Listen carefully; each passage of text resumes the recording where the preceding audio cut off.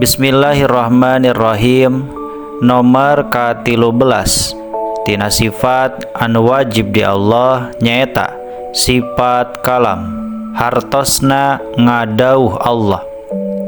Nadomanana 13 kalam ngadauh Allah, sanes ku sora sanes ku aksara, tapi ngadauh ku sifat kalamna muhal Allah tengadauh, muhal Allah ta'ala pire ari dalil anu nudukeun kana kalam Allah ta'ala dalil nakli dina Quran.